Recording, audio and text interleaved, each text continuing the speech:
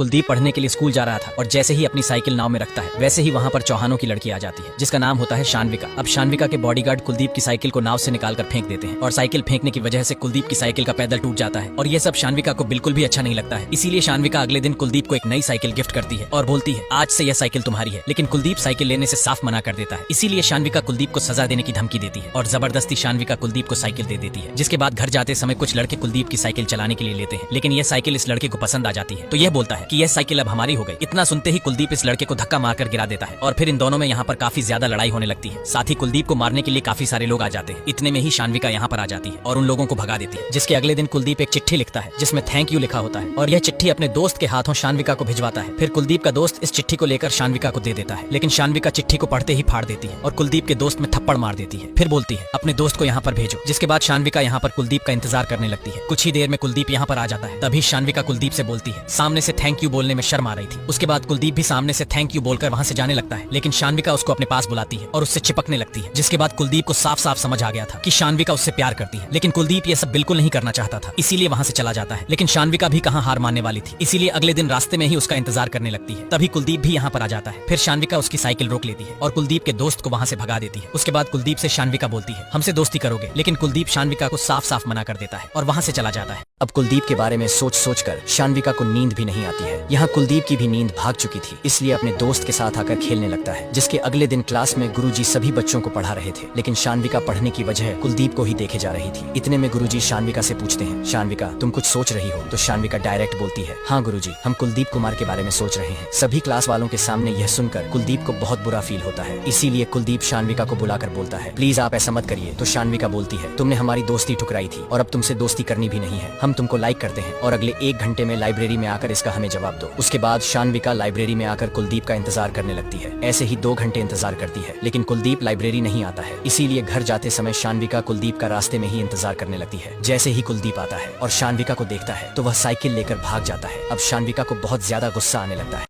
अब शानविका को कुलदीप पर इतना गुस्सा आता है कि डायरेक्ट वह कुलदीप के घर पर आ जाती है। कुलदीप शानविका को अपने घर पर देखकर पूरी तरह चौंक जाता है, लेकिन शानविका बोलती है कि आज रात 12 बजे मंदिर के पीछे हमसे आकर मिलो। अगर ऐसा नहीं हुआ तो कल फिर हम तुम्हारे घर पर आ जाएंगे। इतना सुनते ही संदीप मान जाता है तो शानविका भी संदीप के घर से चली जाती है। कुछ ही देर में रात भी हो जाती है तो शानविका अपने घर से चुपके निकल जाती है और यहाँ पर संदीप भी चुपके अपने घर से निकल आता है। संदीप शानविका से मिलते ही बोलता है कि हम आपसे प्यार नहीं करते, हमारा पीछा छोड़ दो। तभी शानविका बोलती है तुम शानविका चौहान को मना कर रहे हो, तुम्हें पता है ना हम कौन है? इतनी बात सुनकर संदीप बोलता है तुम कोई नहीं हो, अगर तुम्हारे नाम से सरनेम हटा दिया जाए तो तुम्हारी खुद की कोई पहचान नहीं है। तभी शानविका बोलती है बहुत घमंड है ना तुम्हें अपने ऊपर टॉपर होने का। तो सुनो कुलदीप कुमार, इस बार पूरे कॉलेज में हम टॉप करेंगे और अगर हमने इस बार टॉप कर लिया तो समझ लो हम जैसा कहेंगे तुम्हें वैसा करना पड़ेगा। कुलदीप को पता था ये कभी टॉप नहीं कर पाएगी, इसीलिए उसने बोल दिया अगर तुम टॉप नहीं कर पाई तो हमारा पीछा हमेशा के लिए छोड़ना पड़ेगा। फिर शानविका भी इस शर्त को मान लेती है। अब शानविका दिल लगाकर पढ़ने लगती है और संदीप भी सोच में पड़ जाता है आखिर यह इतना ज्यादा पढ़ क्या रही है। लेकिन शानविका ठान लेती है कि इस बार मैं संदीप से ज्यादा नंबर लाकर दिखाऊंगी। फिर संदीप का दोस्त बोलता है अरे भाई वह कितना भी रट्टा मार ले पर तुमसे ज्यादा नंबर नहीं ला पाएगी। इधर शानविका की दोस्त भी शानविका को समझाने की कोशिश करती है, लेकिन शानविका तो पूरी तरह सीरियस हो जाती है और बोलती है अगर संदीप को पाना है तो मुझे उससे ज्यादा नंबर लाने पड़ेंगे। इसीलिए शानविका जहाँ पर भी रहती थी वहाँ पर पढ़ती रहती थी। जो शानविका रात में कभी नहीं पढ़ी, आज वह संदीप को पाने के लिए रातों में भी पढ़ रही है। यहाँ संदीप भी पढ़ने की कोशिश करता है, लेकिन बार बार उसको शानविका दिखाई देती है, इसीलिए वह परेशान होकर सो जाता है। उसके अगले दिन रिजल्ट आता है तो सच में शानविका पूरे स्कूल में टॉप करती है। अब यह देखकर संदीप को तो विश्वास ही नहीं होता है और वहाँ से चला जाता है। पूरे कॉलेज में टॉप करने के बाद शानविका संदीप को ढूंढने लगती है, लेकिन संदीप पूरे कॉलेज में कहीं पर नहीं मिलता है। इसीलिए शानविका संदीप के घर पर आ जाती है, लेकिन अफसोस संदीप अपने घर पर भी नहीं मिलता है, जिसकी वजह से शानविका को काफी गुस्सा आता है। इसीलिए अगले दिन कॉलेज जाते समय वह रास्ते में ही संदीप का इंतजार करने लगती है, लेकिन आज संदीप कॉलेज नहीं आता है, सिर्फ उसका दोस्त आता है। तो शानविका संदीप के दोस्त से बोलती है अपने दोस्त का फोन लगाओ और पूछो कि वह कहाँ पर है, लेकिन उसे यह नहीं पता लगना चाहिए कि हम यहाँ पर हैं। संदीप का दोस्त भी शानविका के डर से संदीप को कॉल लगाता है और पूछता है भाई तू कहाँ पर है? तो संदीप सब कुछ सच सच बता देता है। ये सुनते ही शानविका तुरंत उसी जगह पर आ जाती है जहाँ पर संदीप होता है। इधर संदीप का दोस्त भी दूसरे मोबाइल से उसको कॉल करके बताता है भाई वहाँ से निकल, शानविका तेरे पास आ रही है। अब जैसे ही संदीप निकलने वाला था वैसे ही शानविका जाकर उसे पकड़ लेती है और किस करने लगती है, साथ ही यह भी बोलती है तुमने हमारे शरीर का नमक छका है, हमारे साथ धोखा मत करना वरना अब कुलदीप भी शानविका से बहुत प्यार करने लगा था, लेकिन एक दिन जब कुलदीप क्लास में पढ़ रहा था तभी शानविका आ जाती है और क्लास में ही अजीब हरकतें करने लगती है। लेकिन क्लासरूम में यह सब करना कुलदीप को बिल्कुल अच्छा नहीं लग रहा था, इसीलिए शानविका कुलदीप को अपनी बाइक पर बैठाकर स्कूल से काफी दूर खेतों में ले आती है, जिसके बाद यह दोनों यहीं पर काफी देर तक टाइम बिताते हैं। लेकिन कुलदीप को कहीं न कहीं डर लग रहा था, अगर चौहानों को इस बारे में पता लग गया तो पता नहीं वह क्या करेंगे। लेकिन शानविका कुलदीप को बोल देती है, हम है ना, तुम्हें कुछ नहीं होने देंगे। उसके बाद यह दोनों बाइक पर बैठकर किसी और जगह घूमने जाने लगते हैं, लेकिन इस बार इन दोनों को क्लास के 3 लड़के देख लेते हैं। अब दूसरी जगह आने के बाद शानविका और कुलदीप भी फुल मूड में आ जाते हैं और रोमांस करने की सोचते हैं, लेकिन इतने में ही शानविका के घर से उसका भाई काफी सारे गुंडे लेकर आ जाता है। कुलदीप को जिस बात का डर था आखिर वही हुआ। अब शानविका जैसे ही अपने भाई को यहाँ पर देखती है तो कुलदीप से बोलती है कि तुम ऊपर जाओ, इनको हम देखते हैं। लेकिन जैसे ही कुलदीप ऊपर आता है वैसे ही शानविका का भाई आकर कुलदीप के सर पर पत्थर मार देता है। उसके बाद चौहान कुलदीप को पकड़कर अपने घर पर ले आते हैं और मारने लगते हैं। यहाँ कुलदीप की माँ भी काफी ज्यादा रो रही थी, लेकिन इन लोगों को कुछ फर्क नहीं पड़ता है। इधर कुलदीप के पिताजी काम कर रहे थे, लेकिन चौहान आकर इनको भी मारने लगते हैं और पकड़कर उन्हीं चौहानों के घर पर ले आते हैं, जहाँ पर कुलदीप को यह लोग मार रहे थे। कुछ ही देर में घर से निकलकर शानविका के पिताजी और उसका भाई आता है। तभी कुलदीप के पिताजी रोते रोते शानविका के पिताजी के में गिर जाते हैं और बोलते हैं, एक बार अपनी बेटी को बुला लो। उसके बाद शानविका का भाई कुलदीप के पिताजी को बहुत मारता है और बोलता है, तूने हमारी बहन का नाम कैसे लिया। लेकिन शानविका के पिताजी शानविका को तुरंत बुला लेते हैं। इधर कुलदीप भी शानविका के जवाब का इंतजार कर रहा था, लेकिन शानविका आते ही बोलती है, गलती हमारी नहीं थी, यही हमारे पीछे पड़ा था। शानविका के एक झूठ ने अब कुलदीप की जिंदगी को पूरी तरह तबाह कर दिया था। उसके बाद सभी चौहान मिलकर कुलदीप और उसकी फैमिली को पकड़कर उसी के मोहल्ले में लाकर बुरी तरह मारने लगते हैं। कुलदीप का करियर भी आप पूरी तरह बर्बाद हो चुका था। तभी कुलदीप की बहन दौड़ते हुए आती है, लेकिन शानविका का भाई कुलदीप की बहन को देखते ही उसके कपड़े फाड़ देता है। उसके बाद सभी चौहान कुलदीप और उसकी फैमिली को उसी के घर में बंद करके बाहर से आग लगा देते हैं। लेकिन छत पर खड़ा कुलदीप यह सब देख लेता है। उसके बाद जल्दी से कुलदीप छत से नीचे आता है और अपनी फैमिली को लेकर छत के रास्ते से ही भागने लगता है। कुलदीप ने अब सोच लिया था कि मैं अपने पूरे परिवार को लेकर इस गांव से बहुत दूर चला जाऊंगा। उसके बाद यह लोग गांव से शहर जाने वाली बस रुकवाते हैं और उसमें बैठकर शहर के लिए निकल जाते हैं। अब कुलदीप के अंदर का भी ज्वालामुखी फट चुका था। उसने ठान लिया था कि मेरे और मेरे परिवार के साथ जो भी हुआ है उसका बदला पूरे चौहान परिवार से मैं। इधर कुलदीप की जिंदगी तबाह करने के बाद शानविका मजे से घर पर बैठकर खाना खा रही थी। यह देखकर उसके घर वालों ने भी सोच लिया था कि अब इसकी शादी करवा देनी चाहिए, लेकिन कुलदीप तो अपनी पुरानी यादों से बाहर ही नहीं निकल पा रहा था। इसीलिए राजा कुलदीप को समझाता है और अगले दिन अपने टुकटुक पर बैठाकर एक पार्क में ले आता है। इस पार्क में आने के बाद राजा कुलदीप को टुकटुक चलाना सिखाने लगता है। कुछ ही समय में कुलदीप भी टुकटुक चलाना सीख जाता है। उसके बाद जब कुलदीप रात को दौड़ लगा रहा था तब उसके मन में बस एक ही बात आ रही थी, जो उन चौहानों ने मेरे और मेरे परिवार के साथ किया है उसका बदला मैं हर हाल में लूंगा। उसके बाद राजा अगले दिन कुलदीप को अपने मालिक से कहकर एक नया टुकटुक किराए पर दिला देता है। अब कुलदीप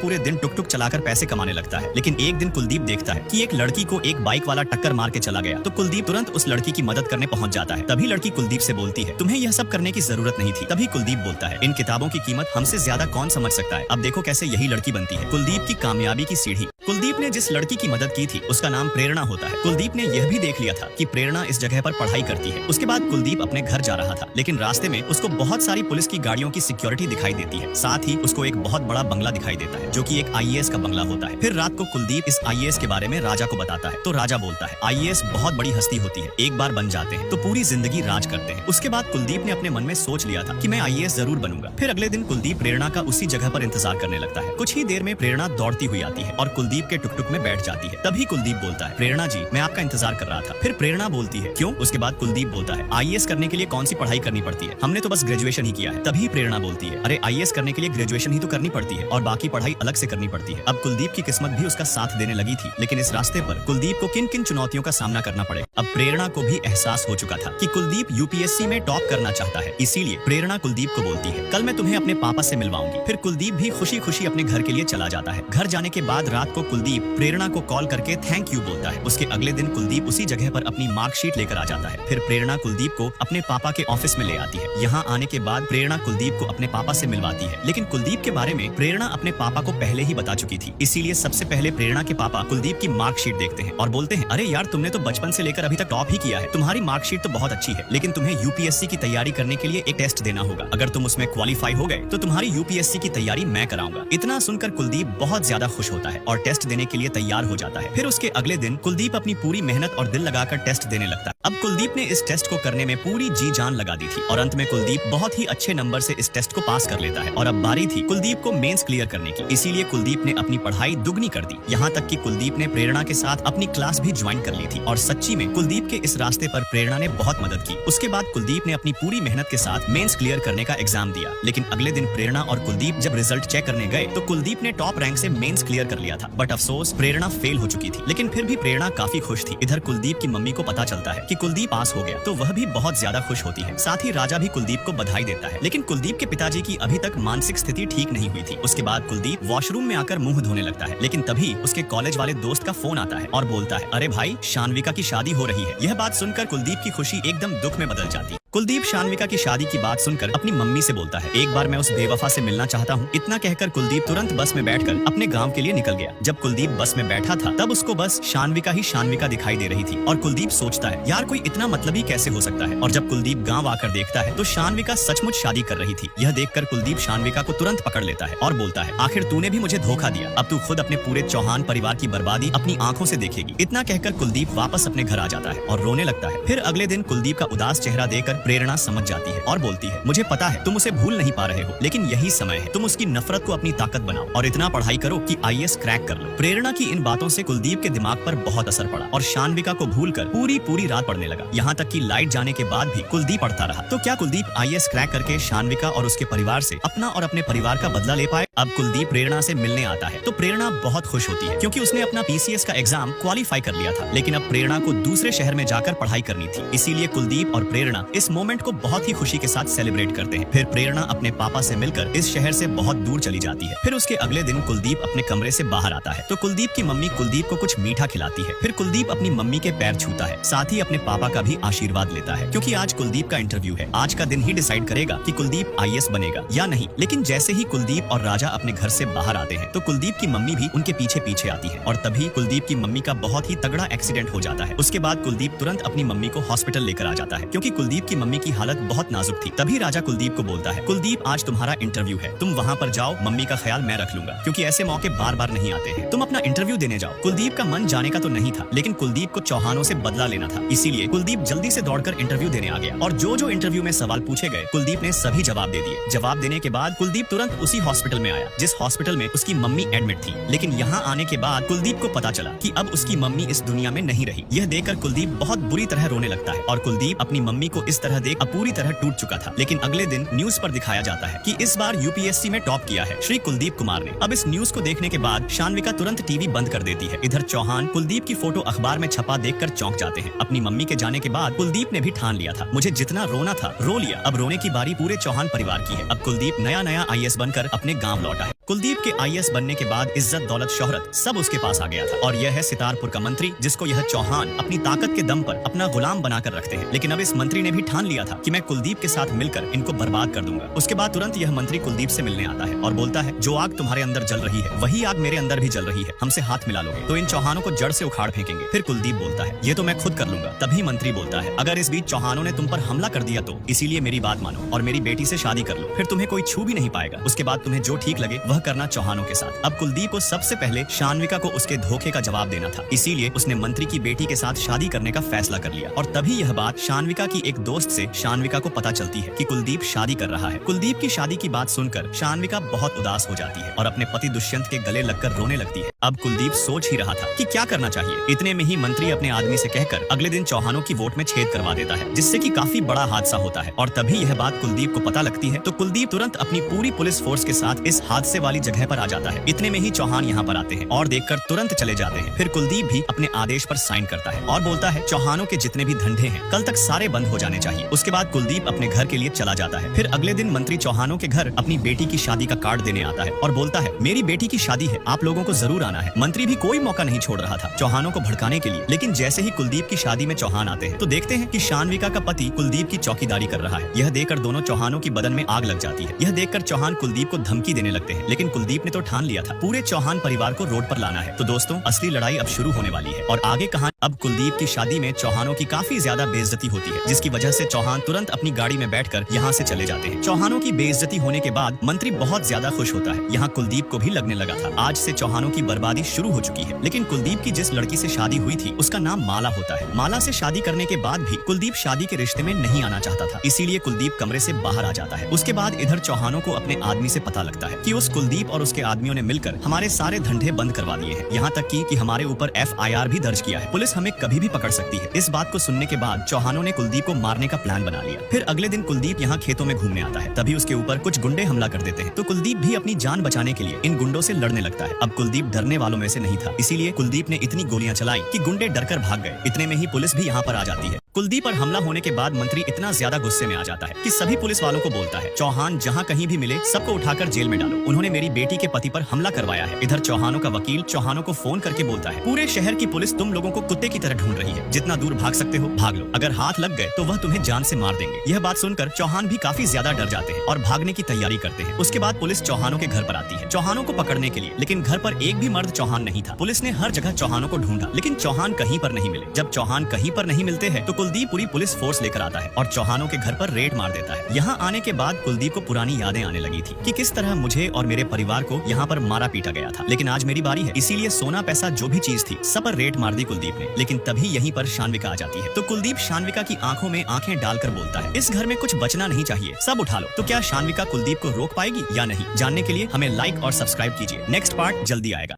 वीडियो पसंद आई है तो सब्सक्राइब अभी कर लीजिए नेक्स्ट पार्ट के लिए।